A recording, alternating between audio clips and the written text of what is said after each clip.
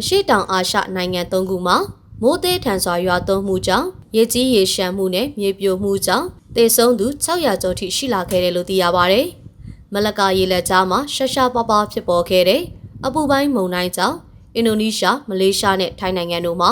မိုးသေးထန်မှုနဲ့လေပြင်းတိုက်ခတ်မှုတွေဟာရက်သက်တစ်ပတ်ကြာဖြစ်ပွားခဲ့ပြီးပျက်စီးဆုံးရှုံးမှုကြီးမားခဲ့ပါတယ်။တရားဝင်ထုတ်ပြန်ထားတဲ့စီးရင်စရာတွေအရရေဘေးသင့်သူ၄တန်းကျော်ရှိရာမှာထိုင်းတောင်ပိုင်းမှာလူဦးရေ3တန်းနီးပါးနဲ့အင်ဒိုနီးရှားအနောက်ပိုင်းမှာ1.1တန်းခန့်ရှိပါတယ်။အင်ဒိုနီးရှားနိုင်ငံမှာသေဆုံးသူ900ကျော်၊ထိုင်းမှာ190နဲ့မလေးရှားနိုင်ငံမှာ3ဦးရှိခဲ့တယ်လို့သတင်းထုတ်ပြန်ထားပါတယ်။အဆိုပါ3နိုင်ငံမှာလူဦးရေထောင်ပေါင်းများစွာကိုရေဘေးလွတ်ရာရွှေ့ပြောင်းပေးခဲ့ရပြီးလက်ရှိမှာရေများပြန်ကျနေပြီဖြစ်သည့်တိုင်ကုညီကယ်ဆယ်ရေးတာဝန်ရှိသူတွေဟာ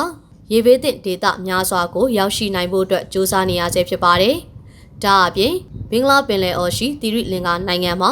ဆိုင်ကလုန်းမုန်တိုင်းဝင်ရောက်တိုက်ခတ်ခဲ့တာကြောင့်သမိုင်းတလျှောက်အဆိုးဆုံးသဘာဝဘေးတွေနဲ့လည်းရင်ဆိုင်နေရပါတယ်။သီရိလင်္ကာမှာရေဘေးကြောင့်သေဆုံးသူ340ထပ်မံရှိနေပြီဖြစ်ပြီးအရေးပေါ်အခြေအနေကြေညာထားရပါတယ်။သမ္မတမေကွန်းပြောကြားခဲ့ရမှာ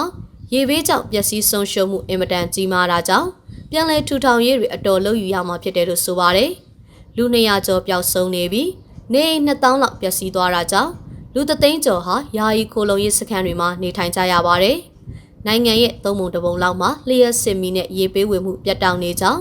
ဒါဟာနိုင်ငံသမိုင်းမှာအဆိုးဝါးဆုံးသဘာဝဘေးအန္တရာယ်တစ်ခုဖြစ်ကြောင်းသီရိလင်္ကာသမ္မတအနုရာကူမာရာဒစ္စနာယာကပြောပါတယ်။အစိုးရကနိုင်ငံတကာအကူအညီတွေပေးကြဖို့မြစ်တာရက်ခံထားပြီးပြည်ပရောက်သီရိလင်္ကာနိုင်ငံသားတွေကိုလည်းငွေကြေးလှူဒန်းကြဖို့တိုက်တွန်းထားပါတယ်။အာရှဒေသမှာရေကြီးရေရှမ်းမှုအန္တရာယ်မြင့်မားနေတာကြောင့်ကြိုတင်ပြင်ဆင်ထားကြဖို့ကမ္ဘာမိုးလေဝသအဖွဲ့